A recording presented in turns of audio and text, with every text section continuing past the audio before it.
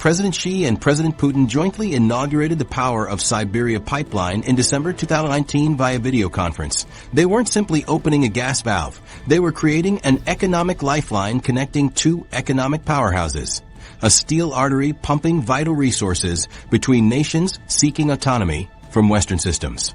This relationship transformed remarkably over the past decade. Before 2014, negotiations frequently stalled over pricing disputes, with China driving hard bargains while Russia prioritized European markets. The landmark $400 billion gas deal signed in 2014 had been under negotiation for over a decade, with China repeatedly rejecting unfavorable terms. Western sanctions fundamentally changed this equation. Russia's urgent need to diversify from European markets gave China unprecedented leverage, securing terms significantly more favorable to Beijing than Moscow had previously accepted. This pattern intensified as sanctions expanded. The scale of this energy relationship has grown dramatically. By 2023, Russia became China's largest oil supplier, delivering approximately 2.2 million barrels daily, exceeding Saudi Arabia and Iraq combined. The transformation is stark. In 2013, Russia sent 68% of its oil exports to Europe and only 16% to Asia. By 2023, these figures essentially reversed, with over 60% flowing to Asian markets, predominantly China. The Power of Siberia pipeline exemplifies this strategic partnership, stretching 3,000 kilometers from eastern Siberian gas fields to China's northern border. Despite Western analysts initially questioning its commercial viability, the pipeline now delivers 38 billion cubic meters of gas annually to China, with expansion to 61 billion cubic meters planned by 2025.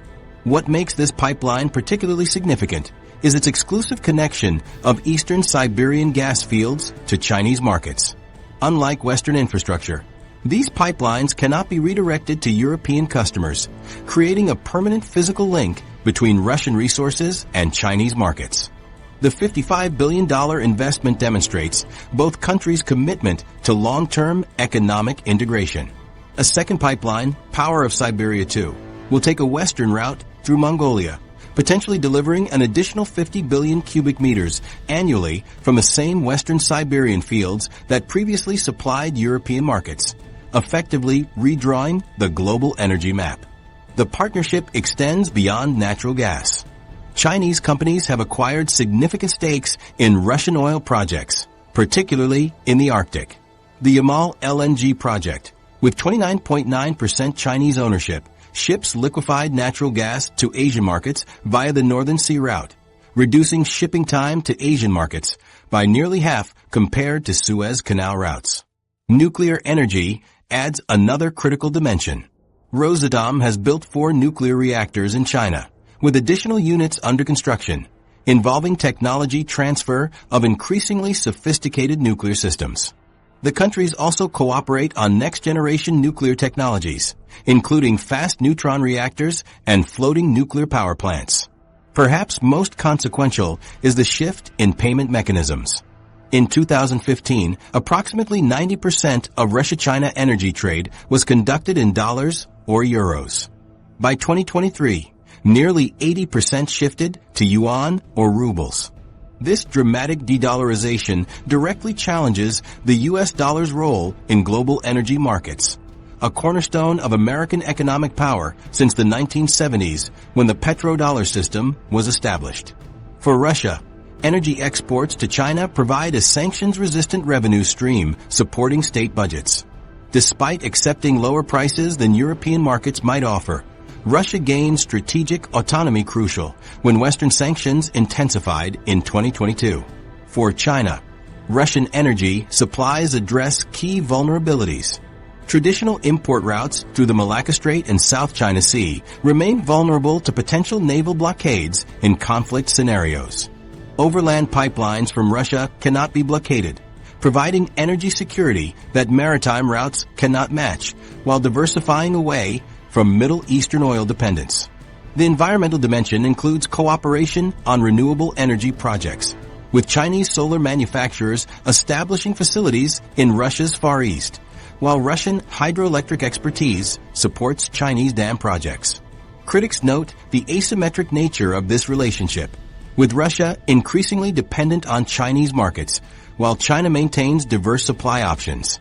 When European markets closed following the Ukraine invasion, China secured steep discounts on Russian oil, reportedly 30 to 40% below market prices for some shipments. Nevertheless, both sides recognize their energy relationship transcends commercial calculations. When President Xi visited Moscow in March 2023, joint statements emphasized the irreplaceable role of energy cooperation in their strategic partnership. This energy nexus is reshaping global energy flows, challenging Western financial dominance, and creating physical interdependencies that will endure regardless of political changes. These energy links form the material foundation for what both countries describe as a comprehensive strategic partnership of coordination for the new era. Limits and tensions. A marriage of convenience? The physical infrastructure binding Russia and China together masks a fundamental question that keeps Western strategists awake at night. Is this alliance truly built to last, or merely a marriage of convenience that could fracture under pressure?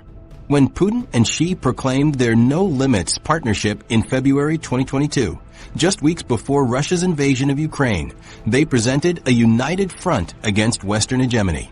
Their joint statement declared the relationship had no forbidden areas of cooperation and denounced NATO expansion, a powerful symbol of solidarity against a common adversary. Yet beneath this choreographed display of unity lies a relationship filled with contradictions and fault lines. The asymmetry between these powers has grown increasingly pronounced. China's economy has expanded to roughly 10 times the size of Russia's, creating an imbalance that transforms their partnership. Alexander Gabuev of the Carnegie Endowment observes starkly, Russia is becoming a junior partner, and China is going to be the center of gravity in this relationship. This economic disparity manifests in their trade structure. China provides Russia with high-value manufactured goods and technology, while Russia primarily supplies raw materials and weaponry.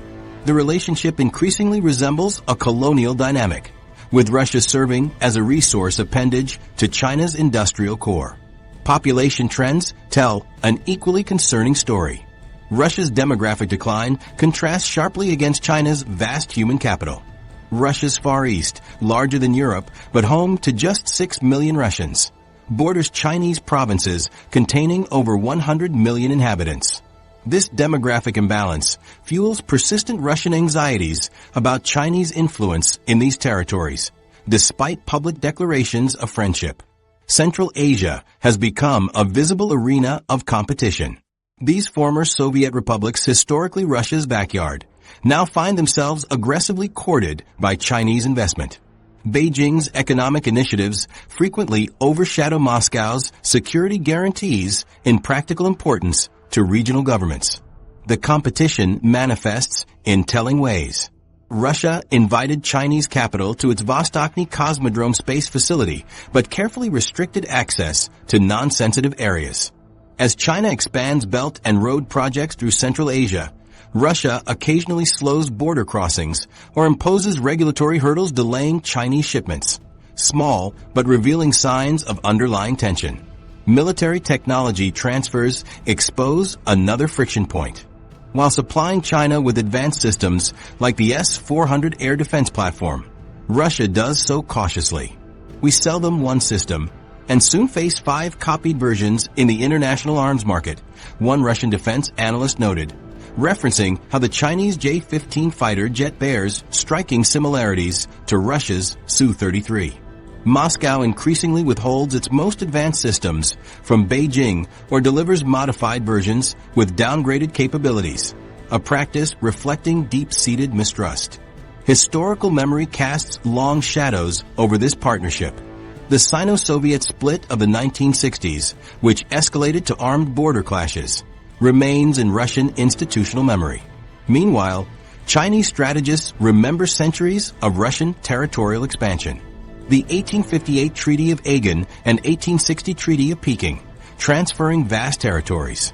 From Qing China to the Russian Empire, remain unhealed wounds in Chinese historical consciousness.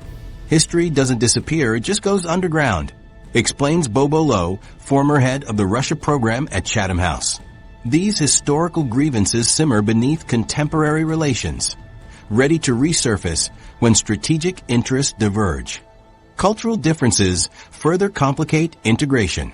Linguistic barriers persist despite decades of engagement. Business cultures clash as Russian entrepreneurs struggle with Chinese negotiation styles.